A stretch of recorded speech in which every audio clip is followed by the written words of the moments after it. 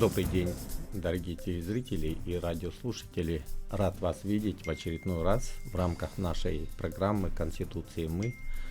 Сегодня мы будем говорить на тему укрепления единства многонационального народа России через сохранение духовно-нравственных ценностей и развитие культурного кода. И у нас гость в студии, член Союза художников России, лектор Российского общества знания Мира Павловна Аргунова. Добрый день, Мира. Рад вас приветствовать. Александр Николаевич, дорогие телезрители, дорогие радиослушатели, рада вас приветствовать сегодня. Вы знаете, программа «Конституции мы» на самом деле нацелена на то, что мы с помощью наших гостей раскрываем реализацию тех или иных конституционных положений. В том числе каждый человек является архитектором своих достижений, да, и с этой точки зрения иногда люди думают, что успешные люди, они из другого теста и так далее. Поэтому я всегда задаю первый вопрос: где вы родились, какую школу заканчивали, и как пришли к такой стезе стать художником. Благодарю вас за интересный вопрос. Родилась я в городе Алма-Ата, и сколько себя помню, всегда мечтала быть художником. Когда в детстве спрашивают этот вопрос, я всегда отвечала, что хочу быть художником. Это была моя такая любимая деятельность, начиная с детского сада. Всегда могла рисовать целыми часами, и это нравилось также моим друзьям-одногруппникам. Поступали первые заказы как раз в том возрасте. Они уже выстраивались в очередь и просили меня, кто нарисовать им танк, кто какие-то цветы, каких-то животных и прочее. Но мне хотелось, чтобы ни один заказчик от меня не ушел недовольным, поэтому я старалась научиться рисовать абсолютно все, что они просят. Например, кто-нибудь просит нарисовать скелет. В 4 года очень сложно это сделать, тем не менее ты изучаешь книги, рисунки, чтобы точно знать, как все это устроено. И когда мне стало года 4, отец отвел меня в изо-студию при музее имени Костеева. Очень хорошая изо-студия была, славилась тем, что они часто ездили устраивать выставки своих воспитанников в Чехию, еще куда-то. Они посмотрели и сказали: вообще-то мы таких маленьких никогда не берем. Но, тем не менее, отец уговорил, и очень хороший педагог Александр Романович, автор учебника по академическому рисунку, как я позже узнала. В те времена я этого не знала, мне казалось, он просто добрый, хороший преподаватель. Он согласился, и я стала ходить к ним раз или два раза в неделю. Поэтому я считаю, что изо-студии при музеях — это прям супер идея, поскольку ты рисуешь сколько-то часов, потом устаешь и можешь пойти погулять просто по залам музея. То есть, будучи дошколенком, можешь изучать уже лучшие образцы изобразительного искусства. Кстати, там очень хорошие коллекции. И я думаю, это тоже наложило такой отпечаток. У меня появилась мечта, чтобы мои картины были в лучших музеях страны, в лучших музеях мира, может быть, когда-нибудь. И так и произошли мои первые шаги в этом направлении. Смотрите, женщины вообще люди такие очень целеустремленные, да, и меня поражает достижение наших женщин в разных областях жизнедеятельности. Сегодня у нас как раз-таки с 16 часов идет презентация книги, новой книги про Зою Афанасьевну Корнилову. Это известный политический деятель, которая была не только депутатом Верховного Совета РСФСР, была депутатом Государственной Думы, причем 2 созыва, была депутатом Госсобрания Илтумен и сделала очень многое для того, чтобы развивалась наша государственность в составе Российской Федерации. Поэтому, конечно же, мы с этой студии приветствуем всех тех, кто участвует в этой презентации, кто вспоминает Зою Афанасьевну добрым словом.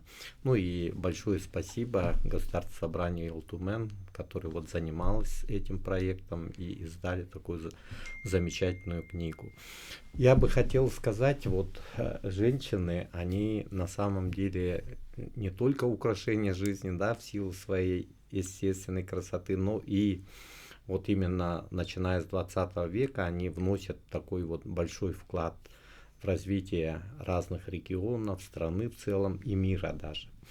Вот, поэтому я хотел бы, пользуясь случаем, поздравить вас с наступающим Международным женским днем 8 марта, да, и сказать о том, что этот праздник для всех нас очень ценен, потому что мы всегда вспоминаем наших матерей, мы всегда говорим о том, что женская половина – это наши мотиваторы. Вот мужчины все свои подвиги осуществляют ради того, чтобы понравиться женщинам, чтобы женщины оценили.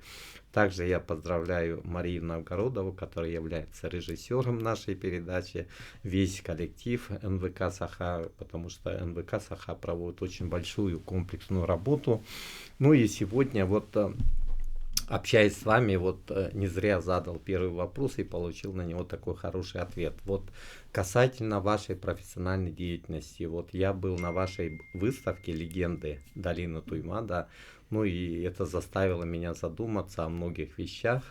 И я так понял, что мы немножко устаем от этих видиков, бесконечных лент, различных фотографий высокого качества и так далее. А оказывается, когда идешь вот и смотришь картины в галерею, тем более там у вас все было прописано, о ком идет речь и так далее, да. Действительно, я понял, что нам нужно иногда вот остановить бег времени, да, и задуматься о смысле жизни. Вот поэтому я бы хотел спросить, у вас достаточно много выставок. Я знаю, что не только в Якутске и в Республике Башкортостан, а вообще сколько у вас выставок персональных было? Какая у вас история в этом направлении?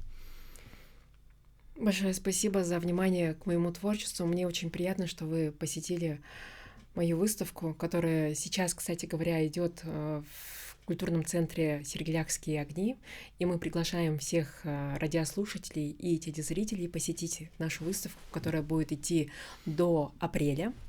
Тоже присоединяюсь, пользуясь случаем, к поздравлению.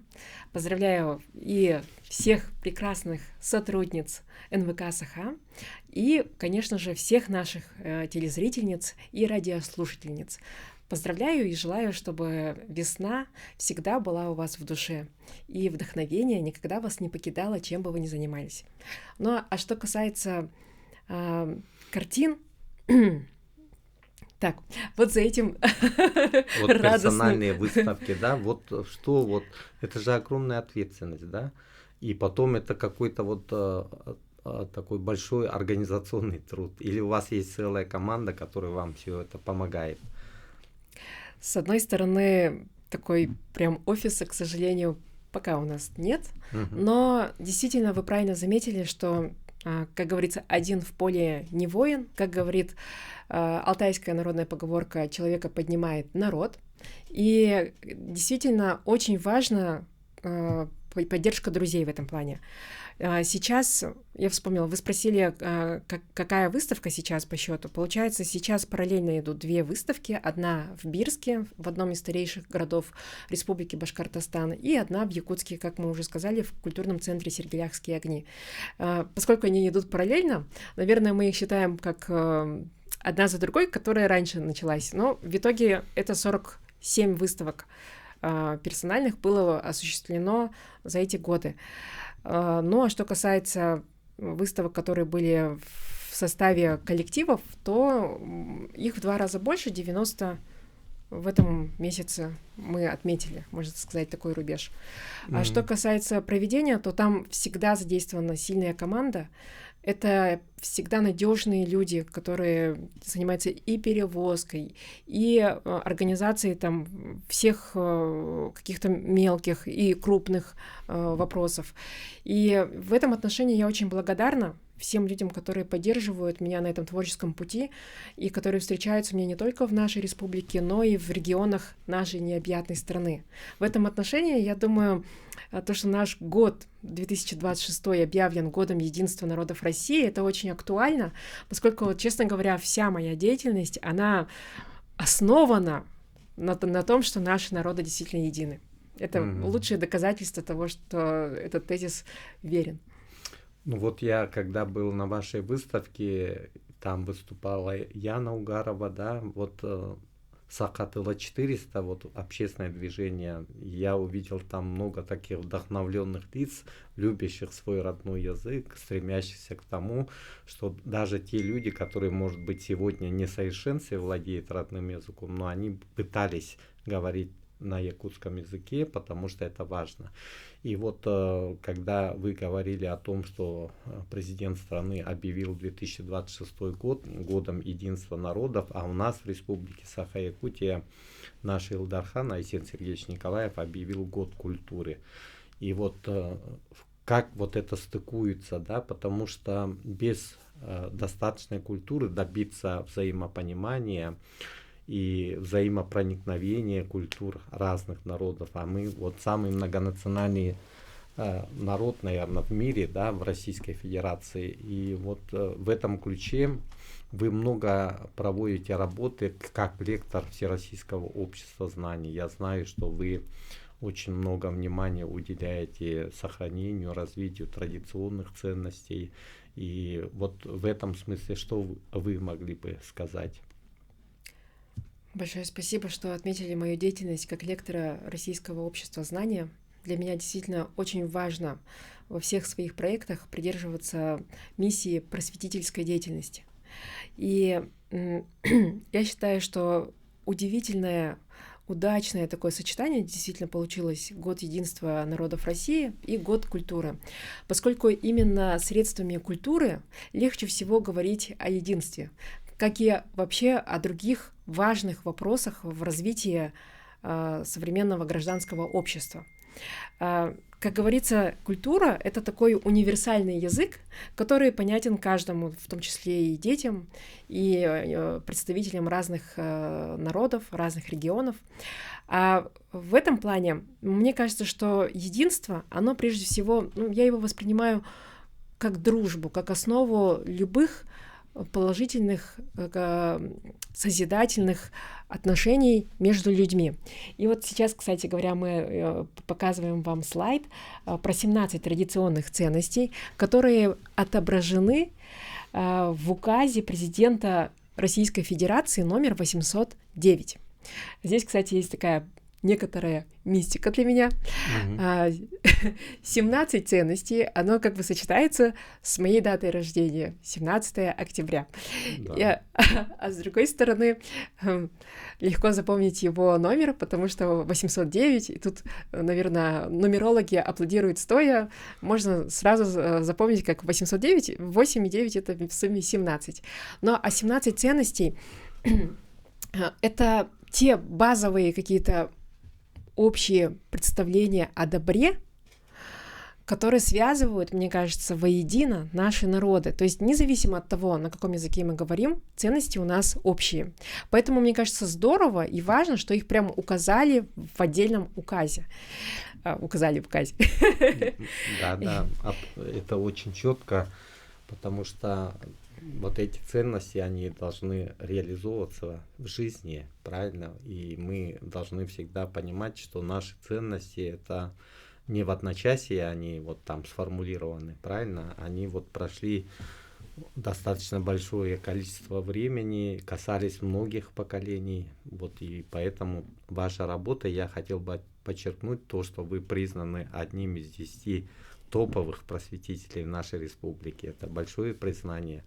Ну и вы продолжаете эту работу. А если вернуться к творчеству, я хотел бы спросить, что с чего вообще начиналась выставочная деятельность? Вы в том числе участвовали в каких-то коллективных выставках и так далее. Давайте вот это вспомним. Первая выставка была в галерее Юргел. Они уже 20 лет проводят мощный проект, который называется «Премия для молодых художников» имени Валерьяна Васильева, известного якутского графика, который, к сожалению, очень рано ушел из жизни. И в память об этом художнике вот каждые 2 года эта галерея и организационный комитет вручают премию лучшему молодому художнику, по мнению... Дает путевку в жизнь. Да, можно так сказать. Целых 20 лет всего получается 11 лауреатов на сегодня. Это старейшая профессиональная премия в нашей республике, вот в этой сфере. И для меня было конечно, честью стать одним из лауреатов. Имена этих других лауреатов мне хорошо известны. Это очень известные художники нашей республики. А первая выставка, вот самая первая моя выставка, она не принесла мне тогда лауреатство. И, кстати говоря, это, я думаю, хорошая история для наших телезрителей. Не обязательно первая ваша попытка должна увенчаться победой. Вы можете принять участие, но для меня было участие уже победой, потому что это непередаваемое чувство увидеть, что твоя картина в раме висит на настоящей выставке. Люди приходят, смотрят и разделяют твои ценности. А вот мы про ценности почему говорили, кстати? Потому что я считаю, что дружба хорошая по-настоящему, она всегда основана на ценностях, не на каких-то, скажем... Нематериальной выгоде. Да, ни в коем случае. Ну, мне кажется, вот это уже не дружба, это уже там что-то другое. Но даже, кстати говоря, о партнерских отношениях, где материальная выгода важна, там тоже важны ценности, потому что если ценности кардинально отличаются, то и бизнес-партнерства хорошего не будет. Поэтому ценности, они в основе всех долговременных, прочных отношений. Поэтому, и вот вы правильно заметили, что они не так, чтобы их кто-то придумал, вот не так, чтобы Владимир Владимирович взял такой список, нам вручил и сказал, вот, пожалуйста, их используйте в своей деятельности. А интересно, что я думаю, там, скорее всего, ему тоже помогли с этим списком эксперты, ценности, которые испокон веков взращивались в каждом народе, который составляет, по-моему, 190 народов Российской Федерации, да, ну, около того цифра. Да-да. Поэтому это вот тот фундамент, тот цемент, который нас связывает воедино. И поэтому в своем творчестве и в своих лекциях хочется об этом говорить. А, кстати, мы пошли даже дальше, и в этом месяце я постаралась разработать лекцию на тему распаковки этих ценностей современным языком искусства. Сейчас эта лекция на верификации, и очень надеемся, что эксперты в Москве оценят по достоинству и дадут нам добро на то, чтобы эти лекции читать и рассказывать о наших ценностях через призму наших легенд долины Туймада, которые, кстати, были собраны коллективом Саха-Тыла 400. Можно я оглашу их имена? Да, конечно. Пользуясь случаем. Во-первых, огромную работу над этим проектом провела Саргалана Еремеевна Карманова. И очень надеюсь, что в будущем мы сделаем еще один проект, над которым тоже ей придется очень потрудиться. Ну и не только ей, а нашему большому коллективу.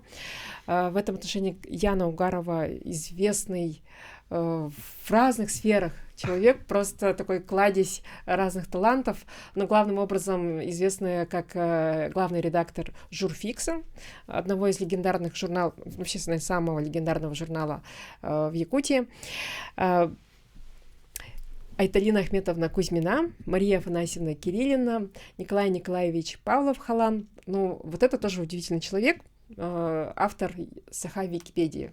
Вот этот прекрасный коллектив собрал, и еще несколько человек собрали воедино легенды долины Туймада, на основе которых мы сделали эту выставку. Замечательно. Я знаю, что вы были на приеме у главы в рамках деятельности партии «Единая Россия». Вот ставили вопросы, в чем смысл? Вот, как раз получается с этим коллективом авторов мы хотим сделать еще один проект, связанный с рассказом о легендах Республики Саха-Якутия и с моими картинами. Мы показали этот проект Асену Сергеевичу, и очень счастлива, что он сказал: быстрее приступайте к работе. То есть благословил. Благословил. Да, дал соответствующее поручение Министерству культуры. Ну и надеемся, что работа начнется и даст свои плоды, очень важные в год культуры. Я хотел бы отметить, что подобного рода инициативы, они сегодня очень востребованы. Мы не должны вот сидеть в самом себе, а должны реализовывать, высказывать свои идеи. Но мы сейчас прервемся на несколько минут. Рекламная пауза. Будьте с нами, разговор интересный. Еще раз приветствую уважаемых телезрителей и радиослушателей. В эфире программа «Конституция и мы». И сегодня мы говорим о традиционных духовно-нравственных ценностях как фактор единения народов России. Вы знаете, что 2026 год определен президентом Российской Федерации как год единства народов России, а у нас в Республике Саха-Якутия год культуры.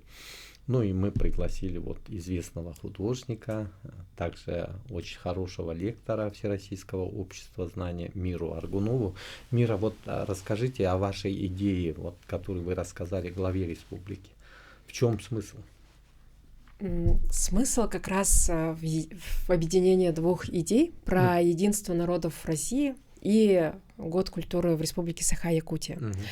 То есть средствами культуры мы хотим объединить все районы нашей республики. Поэтому в этом проекте будет создано 36 легенд. 34 района, плюс Якутск и Жатай, как города республиканского значения. Значит, по каждому, получается, по каждой административной единице будет составлена на основе научных материалов легенда. Уже у нас есть 11 легенд, как я сказала, Саргалана Еремеевна Карманова занимается как раз сбором этой информации. Получается, у нас будет к окончанию проекта 36 таких легенд, и по этим легендам я уже начну в ближайшее время работу. Планирую написать фигуративные сюжетные картины, которые бы как бы раскрывали живописными средствами содержание этих легенд. Легенды все очень интересные, уже те, которые собраны, они уже достаточно такие привлекают внимание, но обычно, когда ты просто знаешь, что есть легенда, это одно, а другое дело, когда ты увидел какой-то визуальный образ, уже больше мотивации ознакомиться с содержанием, и она лучше запоминается. Мы как педагоги с вами всегда используем наглядные пособия, и вот это связано с этим как раз. Вот. И мы планируем, получается, это достаточно объемный труд. Часть легенд уже собрана по архивным документам, хранящимся в Сибирском отделении Российской академии наук, но также некоторые, получается, мы будем собирать при сотрудничестве с центрами в районах. Поэтому мы будем очень признательны, если кто-то из районов на нас выйдет. По некоторым районам у нас уже есть, но очень много районов пока еще не охвачены. И я уверена, что там тоже есть свои архивы, есть свои этнографы, и будем очень благодарны, если они помогут обогатить наш проект глубоким содержанием, которое бы рассказало лучше о конкретном районе. Тематически мы тоже подходим достаточно системно, то есть у нас важно для нас, как авторов проекта, чтобы это был такой системный научный подход. Поэтому, можно сказать, эти легенды будут по содержанию как бы состоять из 3 групп: отцы-основатели Республики Саха-Якутия, легендарные личности и легендарные локации. Я уверена, что благодаря этому проекту потом можно будет сделать, например, туристические маршруты по местам славы, описанным в легендах. Можно будет разработать линейки мерча. То есть я надеюсь, что это как-то будет решать очень много разных вопросов. И просветительские, лучше знать о своей республике, и не только о своем районе, а получается о районах республики, в том числе знать прям количество этих районов. Я думаю, это полезно и для подрастающего поколения, и для наших ровесников. То есть, я думаю, это будет интересно и познавательно, а когда это интересно и познавательно, тогда человек воспринимает и какие-то полезные вещи. Мира, вот 18 февраля у нас прошла отчетно-выборная конференция Ассоциация национальных видов спорта Игр народов Якутии Сахада спорт, и вы включены в состав совета, с чем я вас поздравляю, но иногда мне задают вопрос, а что там деятели культуры делают? Давайте ответим вместе на этот вопрос. Я считаю, что вот у нас есть героический эпос Аланху, Джулруяр Нюргунбатур, который был создан Платоном Алексеевичем Аюнским и который признан шедевром нематериального культурного наследия человечества в 2005 году решением ЮНЕСКО. Ну и вот мы в прошлом году в Татинском Улусе проводили 22-е игры Манчары, и при подготовке к этим играм мы реализовали проект «Поколение Ботуров», да, «Поколение Ботуров». То есть Джулруяр Нюргун Батур, Онна Батур Дарквеленелере. Вот я издал эту книгу по итогам вот реализации этого проекта в сотрудничестве со всеми нашими федерациями, которые входят в состав Ассоциации Сахада Спорт. Это и Мас-рестлинг, это и борьба Хапсагай, якутские прыжки, якутское многоборье, северное многоборье, традиционная стрельба из лука, настольные игры, гиревой спорт, конный спорт и так далее. И вот здесь фишка-то заключается в том, что вот именно героический эпос Аланху, он источник не только вот такой словесности, да, не только то, что есть Олон Хасуд, есть слушатели, а мы сегодня должны реализовывать высокие идеи, заложенные в Аланху, в реальной жизни. И вот одним из инструментов как раз-таки являются национальные виды спорта. И вот то, что мы с вами обговаривали о том, чтобы наших лучших маджины, лучших ботуров изобразить в образе героев Аланху. Я думаю, что это проект реализуемый. Почему? Потому что в этом году у нас будет очень много событий в мире этноспорта. Это и очередные игры, всемирные игры кочевников, которые пройдут в Кыргызстане в сентябре месяце. Также у нас чемпионат мира по масс-рестлингу пройдет в городе Казани, столице Татарстана. Да. Кроме того, после чемпионата мира, который пройдет в ноябре, мы приедем все в Якутск. Здесь будет проведен межконтинентальный кубок. Между континентами сборной команды всех 5 континентов будут бороться за кубок главы республики. И вот с этой точки зрения, как вот вы смотрите, насколько это вызовет интерес и насколько мы сможем продвинуть нашу якутскую культуру на внешнем уровне. И какой может иметь эффект реализация такого проекта. Во-первых, хочу поблагодарить за доверие, что вы действительно пригласили меня в совет Ассоциации Сахада Спорт. На заседании я была очень впечатлена тем, сколько много разных направлений на протяжении такого долгого времени курирует ассоциация. Как много достижений у наших спортсменов, и в том числе то, что наш вид спорта, масс-рестлинг, стал международным, ну, честно говоря, меня переполняет гордость при мыслях об этом. Здорово, что проводятся такие международные соревнования по этноспорту. Ну, во-первых, этноспорт — это значит сохранение народной культуры, распространение. Потом не зря сказано «О спорт, ты мир». И хотя человек, который сказал эти слова, сейчас бы посмотрел на свое детище другими, возможно, глазами, тем не менее, я думаю, этот его посыл реализуется как раз-таки в наших соревнованиях. С другой стороны, не зря комитет по культуре и спорту — это один комитет, поскольку я думаю, что спорт и культура — это те универсальные как раз-таки языки, на которых говорят люди всего мира, и благодаря которым можно подружить людей всего мира. И я думаю, что в этом наша главная задача и миссия. Мы за мир. Ну а по поводу, кстати говоря, я поздравляю вас с таким прекрасным изданием. Я ознакомилась с этой книгой, она произвела на меня тоже глубокое впечатление. Во-первых, здорово, что Аланхо связано со спортом, и действительно положительные образы героев в нашей культуре, созданные столетия назад и сохраненные до сих пор благодаря Аланхо. Здорово, что они до сих пор оказывают влияние на наше общество, что у нас есть такие хорошие спортсмены. Вся республика следит всегда за соревнованиями в разных видах. И мне кажется, что эта идея по как бы такому соединению, синтезу Аланхо, нашего наследия, и современных героев спорта, я думаю, что этот проект мог бы иметь большое значение для и как дипломатическая миссия, и как миссия по сохранению нашей национальной культуры, и в том числе как миссия по стимуляции народного единства вообще в целом. Я думаю, что здесь очень много тоже может быть положительных эффектов у этого проекта, и было бы, конечно, жаль, если бы его не удалось реализовать. Мгм. Ну, я думаю, что мы реализуем, безусловно, потому что это мы делаем ради Родины, ради нашего народа, потому что действительно дар предков – это бесценный дар.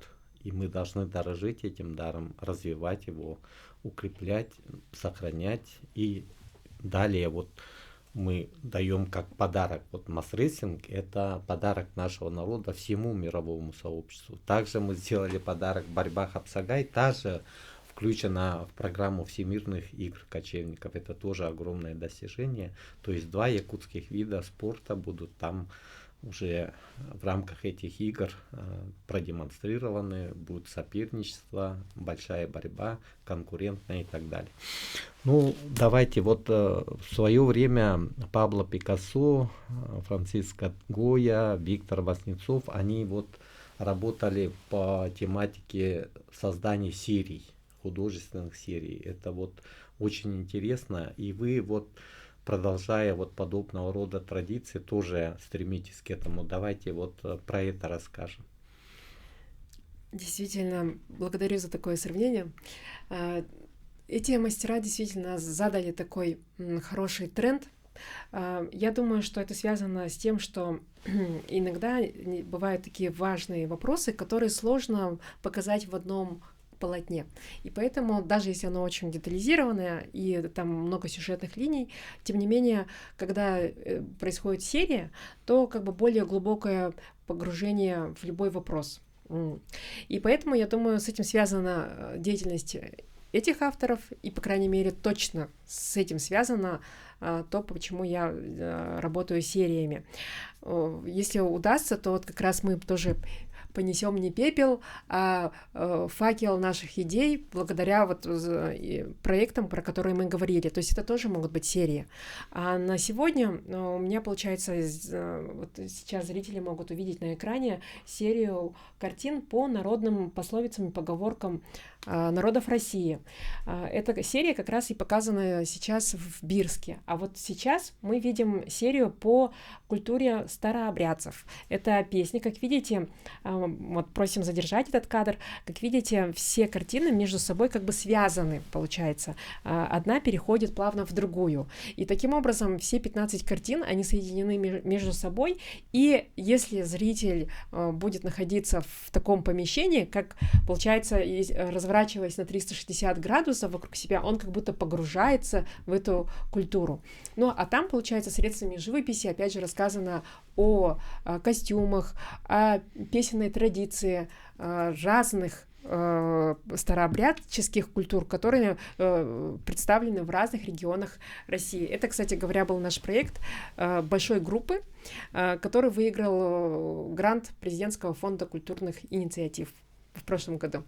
Замечательно. Вот. Большая работа, и здорово, кстати говоря, что в нашей стране есть такая поддержка творческих инициатив, которая осуществляется через президентские гранты.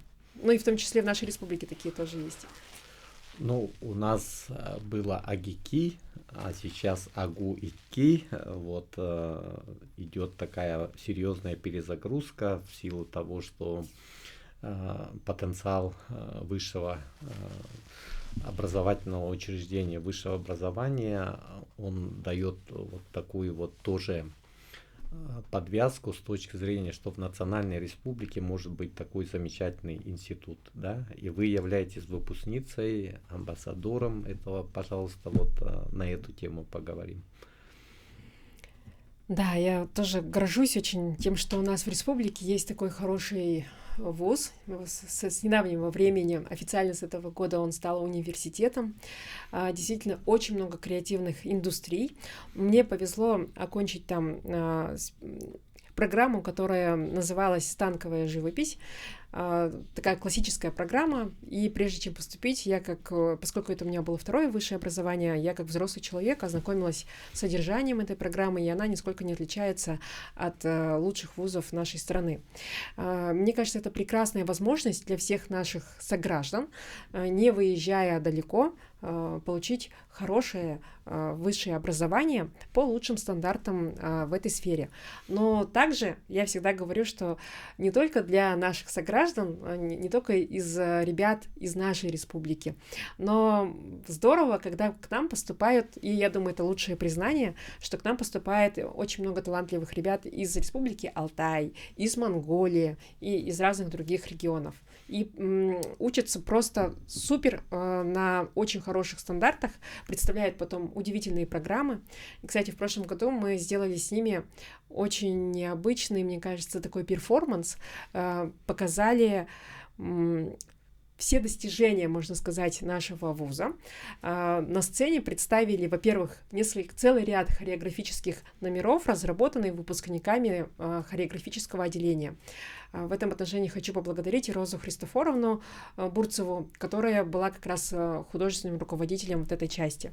Также приняли участие кафедра дизайна, которые разработали все костюмы, и вот я забыла, как называется, но вот сзади на сцене бывают такие как бы иллюстрации, там какие-то дизайн, который показывает, ну там были мои картины, но они как бы двигаются, перетекают в другую, и я думаю, это тоже здорово, то есть они показали и креативные технологии в сфере театра и эстрады, и вот получается классическая живопись в виде моих картин, и хореографию, и дизайнерское мастерство в плане костюмов, плюс там свет и много-много всего. Я думаю, что такой перформанс, он вообще может быть показательным не только для вуза, но и для республики, и вообще, мне кажется, можно было бы провести серию таких мероприятий по разным регионам. Да, ну мы можем поздравить Игнатьеву Сарглану Семеновну как ректора, да, вот с такими достижениями, потому что у них целая такая команда. Там еще и Ульяна Алексеевна Винокурова, замечательный профессор. Ну и вообще профессорско-преподавательский состав сильный.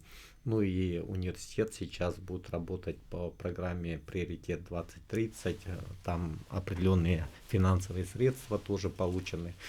И я хочу их тоже поздравить, что у них такая прекрасная выпускница, которая к нам пришла в студию, рассказала много интересного. Я думаю, что эти истории будут вдохновлять молодых людей. Ну и те люди, которые сегодня следят за нашей программой, тоже вдохновятся. Поэтому я желаю вам всяческих успехов, добра и благополучия. А всех женщин республики поздравляю с наступающим Международным женским днем 8 марта. Будьте с нами, будьте красивы и мотивируйте нас.